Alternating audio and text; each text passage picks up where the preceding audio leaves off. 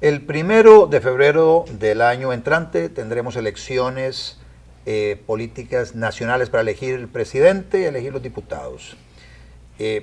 La Constitución y el Código Electoral establecen que para poder participar en un proceso electoral se requiere hacerlo a través de un partido político.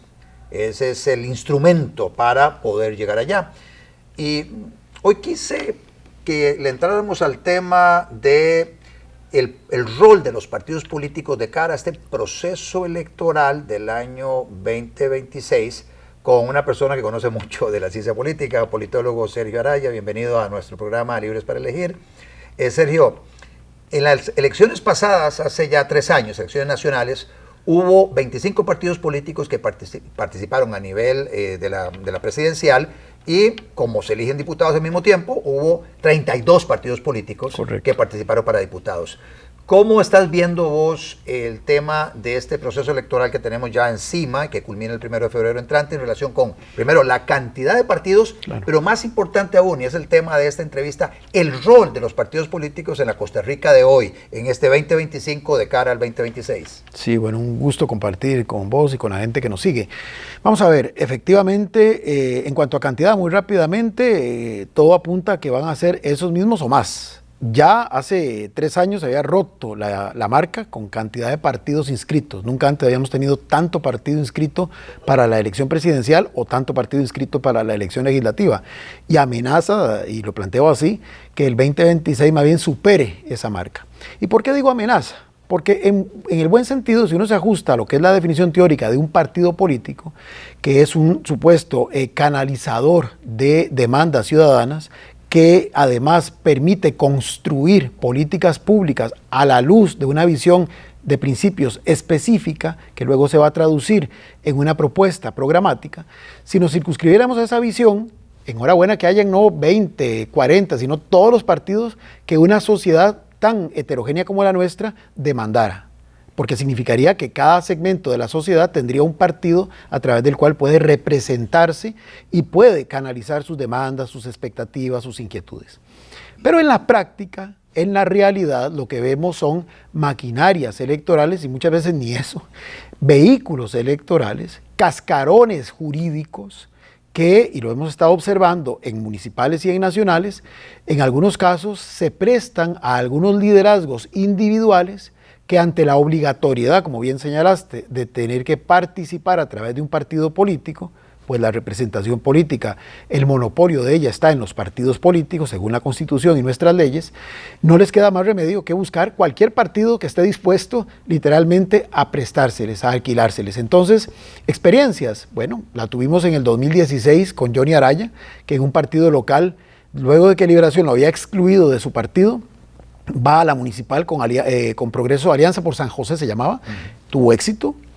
Y lo más reciente, el presidente actual, ¿verdad?, que pidió prestado un partido, Progreso Social Democrático, que inclusive meses antes, en mayo, junio del 2021, ni siquiera estaba seguro que ese fuera su partido político. Estuvo inclusive en aquel entonces, recordará a la gente, como se dice popularmente, coqueteando con algunas otras fuerzas políticas, inclusive con el republicano social cristiano. Se habló hasta de una coalición de partidos que al final no prosperaron, y el único partido que estuvo dispuesto a prestarle la estructura para que pudiera postularse fue Progreso Social Democrático. Ahora me pueden decir, uy, pero entonces fue muy exitoso, y ganó un partido que tenía apenas año y medio de haberse inscrito para la elección anterior. No. No ganó el partido, no. Ganó el liderazgo, y en ese momento ni siquiera de don Rodrigo, sino de la persona que lo impulsó a él. Fue de Pilar Cisneros, porque nuevamente aquí tenemos una persona muy conocida, muy querida, apreciada por los costarricenses, que endosa a Rodrigo Chávez, sale a hacer campaña por todo el país con Rodrigo Chávez, inclusive en las vallas que se veían en ese momento en las diferentes provincias pidiendo el voto a diputado, aparecía la imagen de doña Pilar Cisneros acompañando a quien encabezaba tal vez esa provincia. Y la gente, en términos generales, en las provincias votó para diputados por Pilar Cisneros, independientemente de la provincia donde ellos votaban. Sí, inclusive independientemente de que uno elige por provincia a los diputados, cuando usted le preguntaba a la gente de Guanacaste o de Limón o de Punta Arenas, ellos decían que iban a apoyar a Pilar Cisneros. Así es. Y pues favorecía eso, que la papeleta de diputados, como bien sabemos, no vienen los nombres, solamente vienen las banderas de los partidos, a diferencia de la presidencial, que sí aparece hasta la cara del candidato o candidata. Hace unos años se hablaba de ese bipartidismo, con partidos políticos, con estructuras en todos los distritos, de hecho, inclusive las distritales de los partidos políticos que dominaron la escena política de la última parte del siglo pasado y principios de este siglo, eran grandes fiestas electorales con mucha base y básicamente se repartían la simpatía partidaria, con muy poco espacio para otros partidos políticos. Conforme se fueron eliminando las barreras legales de entrada para conformar un partido político, ya empezaron a proliferar más partidos políticos y se da una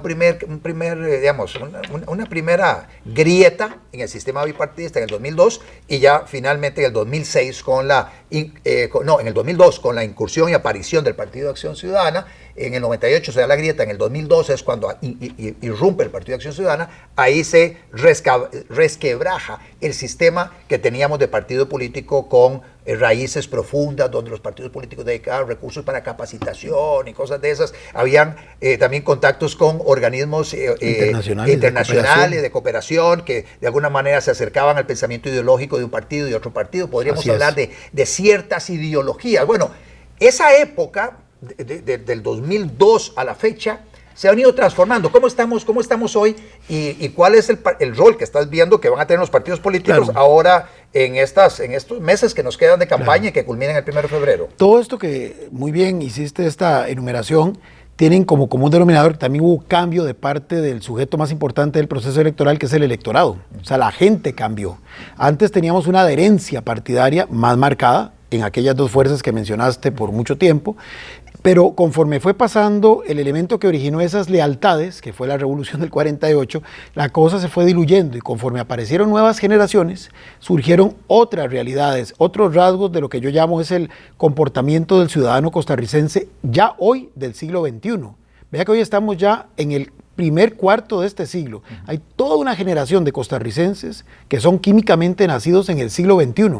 Esta gente tiene otras características, otra forma de ver, inclusive no solo lo político, en general todo, pero específicamente en lo político, que normalmente, y lo estoy viendo ya como una tendencia reflejado en los por lo menos últimos 3 procesos, se caracteriza así muy rápidamente por cero adherencia partidaria o mínima. De hecho, los partidos que aún conservan una base son aquellos más tradicionales y es una base posiblemente de las generaciones más anteriores, de las más antiguas, que además, y eso pasa en el mundo entero, conforme van muriendo, no van teniendo un relevo como para mantener una base en magnitud similar a la que tuvieron en el pasado. O sea, van en constante caída. Las fuerzas nuevas no generan esas lealtades tampoco. ¿Por qué? Porque hoy lo que gira es primero hay 3 elementos para propiciar el interés del ciudadano en lo electoral. Los liderazgos individuales, hoy más que antes se premia a las personas, o sea, se buscan los liderazgos personalísimos. Lo que interesa es la persona como tal. Y dentro de eso, ni siquiera muchas veces qué es lo que piensa o si lo que piensa se alinea o no con lo que yo pienso, sino sus rasgos personales. O sea, si es una persona que a criterio de ese elector luce honrada, decente, consecuente, mantiene cierta empatía, genera cierta sinergia con las personas. Eso es lo primero. Lo segundo es temas bandera que de elección en elección pueden variar. En el 2018 fue el famoso tema de la opinión consultiva de la Corte Interamericana de los Derechos Humanos, que le dio un viraje totalmente al proceso electoral en cuestión de 15, 20 días. Y lo tercero es, justamente ahí sí, algunas prioridades de la gente que se siente cada vez menos conectada con todo ese tema de la institucionalidad política. Entonces, un fenómeno derivado de esto último es que va creciendo el abstencionismo electoral. Vea qué interesante. Yo dije hace un rato que la elección pasada fue la de mayor cantidad de partidos. Sin embargo, fue la que registró la tasa de abstencionismo promedio más alta de los últimos 30 años. Y que en principio cuando uno ve esa tasa, que es arriba del 40%, correcto, dice uno, bueno, 4 de cada 10 ciudadanos decidieron no participar a pesar de tener el menú más amplio en la historia de Costa Rica con partidos políticos y candidaturas para todos los gustos. Y entonces dicen, no, bueno, ¿qué está pasando? ¿Por qué nadie o por qué estos partidos no lograron seducir a esa cantidad de costarricenses desencantados con la política que decidieron sencillamente ese domingo, ¿sabe qué? El tema de la política a mí me resbala, no voy a perder tiempo, voy a quedarme aquí en la casa haciendo lo que estaba haciendo, lo que estoy haciendo, y no voy a sacar el rato para ir a votar, porque si voy a votar de todas maneras, independientemente de por quién vote, nada va a cambiar. O sea, puede ser un poco la mentalidad. Esa puede ser una de las explicaciones. De las explicaciones de la ciudadanía que se abstiene a votar, en contraste con aquella época de finales del siglo pasado, donde el abstencionismo era del 18%, aproximadamente, sí, histórico durante muchísimos años, y ahora llegamos al 40%. ¿Qué crees vos que nos espera para las elecciones del 2026? Entonces, con base en todo esto y viendo que, como decía, es una tendencia que se ha ido marcando y más bien va en ascenso, aunque en política todo puede cambiar, porque el otro rasgo es que ahora la gente, justamente al no tener esas lealtades, es más volátil, cambia de criterio. Inclusive hay estudios de algunas instituciones que han dado seguimiento a un mismo panel de personas que, por ejemplo, en una sola campaña que formalmente dura 4 meses, cambian de posición hasta 3 o 4 veces. Y dentro de los cambios puede significar del todo no ir a las urnas, o que originalmente no iba a ir y terminó yendo, o que pensó en votar por A y terminó votando por C. Aunque A y C tuvieran posiciones ideológicas completamente opuestas. Porque otra vez el tema ideológico no es lo que pesa, Sí. es la empatía, la sinergia, la capacidad de comunicación que tenga ese liderazgo de turno, o esas figuras que generan credibilidad. La gente anda buscando credibilidad, anda buscando confianza, que le inspiren confianza, más que temas más técnicos. Ciertamente los estudios de opinión te dicen que a la gente le preocupa, obviamente, los temas de la agenda nacional. Los últimos están hablando de corrupción, de costo de la vida, de desempleo, desde luego el tema de seguridad, que es el tema clave en estos tiempos. Pero curiosamente, a la hora de ir a emitir el voto, no necesariamente esos son los temas que motivan la construcción de esa decisión, en el caso de los que deciden ir. Y en el caso de los que no deciden ir, tampoco ese es el tema que los motiva, sino que simplemente de alguna forma no hacen clic, no hacen química con la oferta que hay. Amén de que también hay estudios que han probado que en esa oferta tan amplia, tan diversa, que además es diversa en nombres, más no necesariamente en contenido, lo que provoca en muchos segmentos de la sociedad no es el interés de ir a participar, sino más bien lo contrario. Generan apatía, a veces generan ansiedad, generan molestia, generan frustración, y por eso otra de las razones por las que probablemente algunos no acudieron a las urnas es porque literalmente, y perdón la expresión, se hastiaron de una oferta tan amplia que además para ellos no representaba mayor cosa, no les generaba ningún tipo de conexión, y entonces simplemente decidieron no ir a las urnas.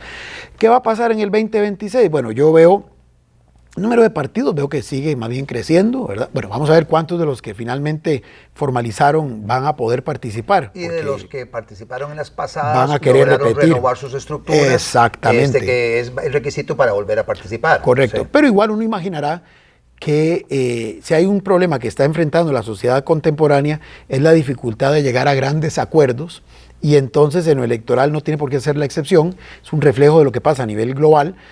No veo viable. Primero, la posibilidad de una coalición.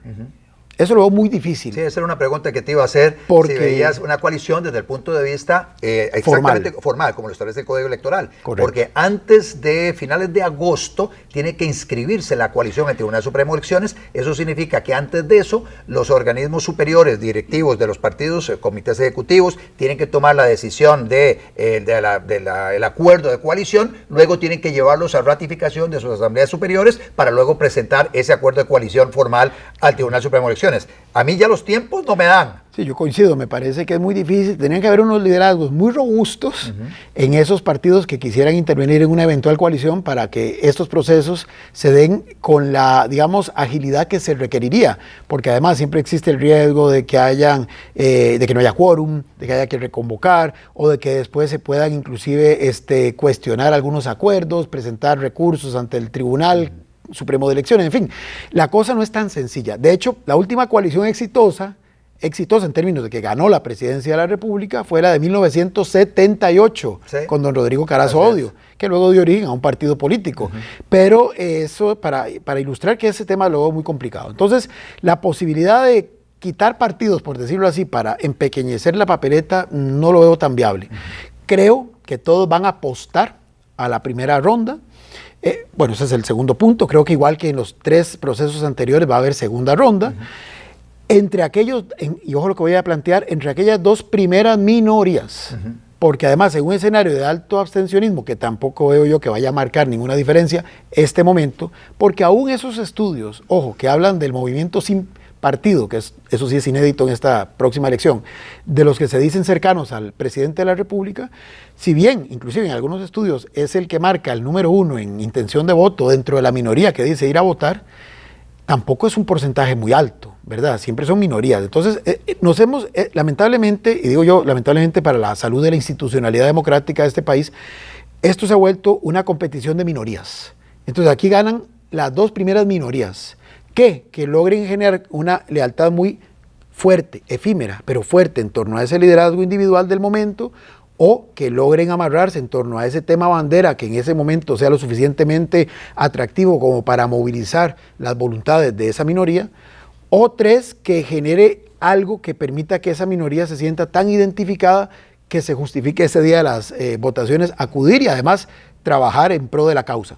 Entonces, veo que la lucha va a estar en esas 2 primeras minorías y que posteriormente, ahí sí, pues se harán las alianzas ad hoc que tengan que hacerse, que tampoco son garantía de nada, porque justamente no es como en otras partes, no es como en la época en que los partidos realmente tenían membresía fiel, totalmente leal, que el candidato perdedor puede decir, yo le endoso a usted mis votos. Y esos votos en términos generales cumplían, obedecían ese liderazgo. Exactamente. Y eso además se traducía con los apoyos a nivel parlamentario. Claro. A nivel parlamentario las bancadas funcionan más como bloque. Correcto. Y entonces ya vienen, especialmente en Alemania, es un caso típico de esas alianzas, para esas coaliciones para gobernar, donde un grupo parlamentario le da el apoyo a otro grupo y ahí se conforma un gobierno donde inclusive hay una distribución de los puestos de poder, claro, y hay una agenda que finalmente en la que convergen y ahí por lo menos gobiernan durante X cantidad de años con esa agenda. Correcto. Eso acá no lo vemos. No lo vemos.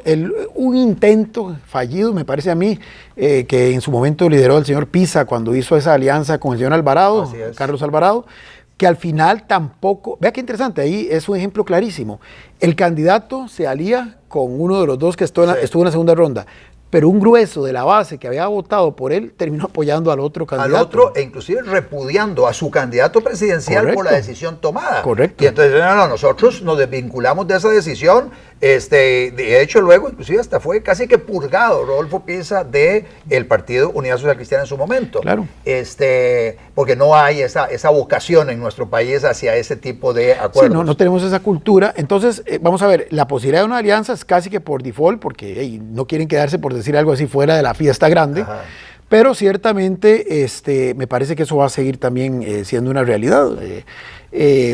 Vamos a tener, repito, un abstencionismo importante. Creo que todo este tema de la discusión que hay en torno a si el presidente interviene o no interviene, si está peligrosamente bordeando o no lo que se llama la beligerancia política, lejos, y esa es mi impresión hoy, puede todo cambiar por el mismo tema de la volatilidad que decía hace un rato, pero hoy, en marzo, yo pienso que todos estos temas, lejos de generar interés de parte del sector que no está interesado en la política en lo cotidiano, porque hay que discrepar, aquí hay que hacer 2 diferenciaciones. Una, el grupo de gente que como nosotros, por razones profesionales o por razones de intereses específicos, estamos inmersos en esto y constantemente lo monitoreamos y le damos seguimiento. Pero somos una minoría. Así es, dentro del grueso de la población. El resto de la población está preocupada por sus necesidades, por sus muy legítimas aspiraciones y por sus problemáticas, más allá de lo que pase en lo político y mucho menos en lo electoral. Y lo otro es tampoco creer que lo que está pasando en la dimensión digital es un reflejo tal cual de lo que pasa a nivel global. O sea, ese ruido, ese nivel de conversación que se da, que lo miden algunos instrumentos actualmente, no podemos extrapolarlo al grueso de la sociedad. E inclusive, habiendo hecho esta aclaración, los que hacen esa medición también demuestran que a nivel de conversaciones tampoco es que la temática política y electoral es la que prima, ¿verdad? Es la prioritaria. Sigue siendo, aún en esa otra dimensión, una minoría. Sí. O sea, la gente usa las redes para otras cosas y en un pequeño porcentaje, pues sí, se mete en temas políticos y cosas de esa naturaleza. Entonces, todo esto, estos cuestionamientos, estas discusiones, más bien a ese grueso de la población que mantiene una cierta distancia y mucha desconfianza hacia el sistema, me parece que lejos de atraerlos, más bien lo que va a hacer es desincentivarlos aún más. Y entonces generar un hastío, una frustración que se va a reflejar posiblemente en una abstención similar, o cuidado y no un poquito más alta que la que tuvimos en el 2022. Mira, esa cantidad de personas que hoy en las diferentes mediciones de opinión pública dicen simpatizar con el presidente o eventualmente estén dispuestas a votar, dicen por el partido del presidente, bueno, por el partido que finalmente busque canalizar el caudal político que hoy tiene el presidente. ¿Vos crees que esa cantidad de gente efectivamente va a seguir, se va a mover como bloque y va a apoyar a cualquier vehículo que eventualmente la dirigencia de ese movimiento escoja? Eso es muy complicado por varias razones. Primero, ni siquiera en los países donde el presidente de la República en ejercicio no tiene ningún impedimento para hablar cosas político-electorales, porque no les cae el tema de la beligerancia política, ni siquiera en esos países, con muy pocas excepciones, se logra dar una transferencia de liderazgo personal a portas al destapado, al destape, como dirían en México.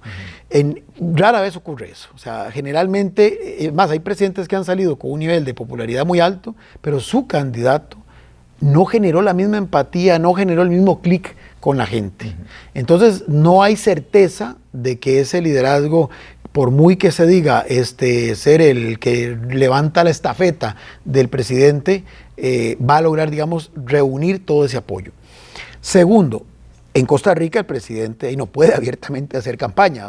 Si lo hace, tiene que hacerlo como lo ha estado haciendo hasta ahora desde mi punto de vista, haciendo que no hace, digamos, manejándose por los bordes sin que le puedan acusar, insinuando pero sin poder explícitamente decir nada. Sí. Tercero, aunque los partidos van a la baja, y son básicamente en estos tiempos, para mal del sistema de partidos y para mal del sistema democrático, pero es una realidad al fin de cuentas, vehículos más que otra cosa, a estas alturas, y eso es parte de lo que decía, también es inédito en este proceso, es que el oficialismo, en este caso el del señor Chávez, ni siquiera tiene un vehículo ya establecido. O sea, hoy, en marzo, cuando estamos a 11 meses de la elección, no hay ni siquiera un partido. No importa que no sea un partido ni estructurado ideológicamente, no estoy llegando a ese nivel. Que haya por lo menos un nombre, que uno diga, ok, el partido Z es el partido que se dice afín al presidente Chávez, o el partido oficialista, sí, sin más ni más. Además, tenemos algo tan sui generis, que también es sui generis, que tenemos una bancada que de la puerta de la Asamblea Legislativa para adentro dice ser de progreso social democrático, para que no le quiten las prerrogativas que el reglamento legislativo interno le da a las bancadas formalmente constituidas, pero de la puerta del Congreso para afuera, totalmente se distancian y más bien dicen, es más, en la municipal apoyaron abiertamente a otras fuerzas políticas en los distintos cantones. Eso tal vez no se notó tanto porque se diluyó en algunos microterritorios, pero en este momento va a ser muy interesante. Es más, para mí sería un tema interesante. ¿Cómo va a ser esa bancada para decir, si además Progreso participa en la elección, que de la puerta del Congreso para adentro son diputados de Progreso, pero de la puerta para afuera no?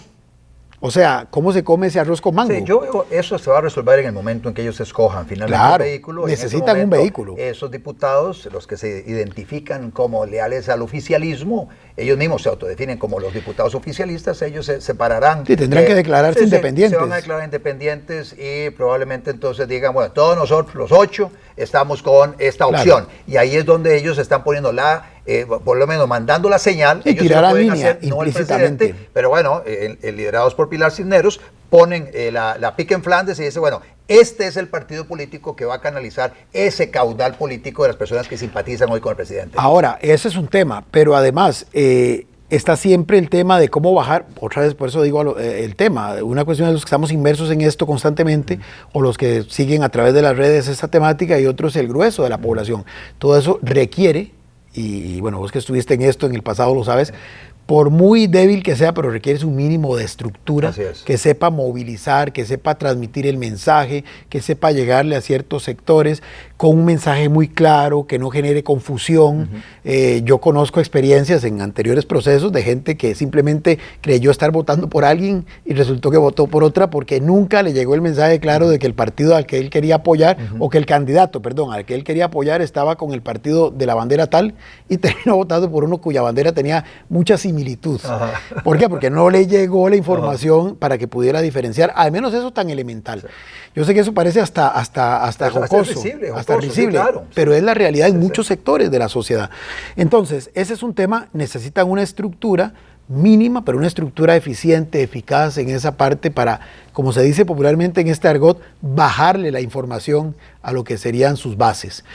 Porque hasta ahora lo que hemos tenido son aparentes movimientos de respaldo al presidente, pero que en la parte operativa no necesariamente uno ve el reflejo en lo tangible. O sea, como dice alguien en mi pueblo, mucho rin-rin y pocos helados. O sea, yo veo mucho ruido, sí, mucha conversación en redes, obviamente de influencers, de, bueno, troles posiblemente. Inclusive veo en algunas actividades públicas, que inclusive no pueden tener esa connotación electoral, pero de alguna forma ahí sutilmente la insertan, manifestaciones que son más político, no electorales propiamente, pero sí políticas y no tanto manifestaciones gubernamentales u oficiales, por ejemplo. Pero si uno ya mide, ve que son pocos grupos realmente los que acuden, es un grupo pequeño y con intereses diferentes. Y de aquí de lo que se trata es de que usted va a tener que, repito, cohesionar una minoría lo suficientemente fuerte para que sea competitiva y quede sembrado su movimiento en la segunda ronda. Claro está, aquí no se juega solo, y uno juega también con los errores del rival. Si en la acera del frente hay muchas, y aquí son varias aceras, hay muchas contradicciones, hay muchas divisiones, hay también mensajes que se transmiten en forma contradictoria, y pues eso también suma, porque obviamente lo que deje de votar por un contendor, aunque no vote por mi interés, el que del todo no vaya, pudiera eventualmente terminar favoreciéndome. Claro. Entonces, digamos que hay una serie de dinámicas que permitirían presumir que ese grupo, tal vez no en el porcentaje que los estudios lo señalan, pero que sí mantenga un grupo que sea lo suficientemente competitivo como para considerarlo. Repito, todo va también a depender de cuál sea ese liderazgo que finalmente, de forma, digamos, sutil, pero quede claramente establecido que es el que representa al presidente, porque cuando había un partido, ¿verdad? Y eso también es todo un mito, porque a veces el candidato del partido no necesariamente era el candidato del gobierno, y si no lo recordamos en el 82-86, que don Oscar Arias era continuismo de la Liberación Nacional, pero no sin había... Boletas. Además, sin boletas. Sin apoyo de toda la cúpula del partido. Y sin el aval de Zapote, digamos, sin que el señor presidente Mon estuviera tan de acuerdo. Pero igual, para efectos de la ciudadanía, es como más claro el mensaje de decir, bueno, el partido C es el partido del presidente y por tanto, fulanito es el candidato de ese partido, ergo, yo supongo que es el candidato del presidente. Sí. En cambio aquí, de alguna forma, esa vocera, que probablemente va a seguir siendo doña Pilar, que ese es otro tema interesante, fue protagonista fundamental en el proceso electoral anterior y va a ser protagonista fundamental en este proceso. Sí, ha sido protagonista en la Asamblea Legislativa, ha sido la voz del presidente en la Asamblea Legislativa, una escudera, tiene contacto directo con el presidente, se reúne permanentemente con la presidencial. Entonces, sí, yo visualizo que Pilar Cisneros va a renunciar como diputada para dedicarse a liderar de alguna forma o acompañar al candidato presidencial que eventualmente ese grupo designe, para decirle precisamente a todas esas huestes, es por aquí, y ver de qué forma logran retener la mayor cantidad de ese caudal político. Y el tema, electoral. Además, si el liderazgo no es lo suficientemente atractivo, porque puede no serlo, necesitan construir esa narrativa, ¿verdad? Ese mensaje, fuerza, que en este momento todo apunta, y eso es como lo yo visualizo, tenemos que buscar ese cambio, ese desmantelamiento de lo que hay, y esa reconstrucción. ¿Hacia dónde? Eso es lo que no sé, pero por ahí va el mensaje, por lo menos es lo que he visto a lo largo de todo este lapso. Sí. Es más, comenzó en forma más fuerte a partir del 2 de mayo del año anterior, cuando el señor presidente dijo en su informe a las y los diputados lo del referéndum, y luego todo lo que después vino, pero en esa línea, que yo lo resumiría en esto. no es la institucionalidad, sino una institucionalidad que tenemos que cambiar. Ojo, porque el otro sector que lo adversa habla de la reivindicación de la institucionalidad. El discurso del presidente es, sí, correcto, hay una institucionalidad, pero no es la institucionalidad. Es una institucionalidad que tenemos que ver cómo corregimos, y ahí él le mete el montón de adjetivos del por qué él considera que hay que desmantelarla. La gran pregunta, y eso sí ya me la hago yo, es, bueno, ¿con qué la va a querer sustituir, verdad? Y si ese candidato o candidata que finalmente designen va a tener, primero, la sintonía con ese enfoque que el señor presidente quiere imprimirle a ese cambio, y segundo, si va a tener la capacidad que tiene el presidente, que la fue desarrollando en estos 3 años de ejercicio presidencial, de saber construir ese mensaje lo suficientemente claro en un tema aparentemente tan abstracto para generar, ojo, no solamente comprensión de sus huestes, de su base, sino lo más importante, la motivación para que eso se convierta en una causa que genere la cohesión para estar dispuesta la persona a dar su granito de arena en ese gran esfuerzo transformador yendo a las urnas. Muchísimas gracias, Sergio. En esta primera de, estoy segurísimo, muchas entrevistas que hagamos a lo largo de este año con vos para llevarle el pulso a este proceso político electoral, en este esfuerzo que estamos haciendo nosotros por un voto informado para las elecciones de febrero entrante. Gracias. Un placer.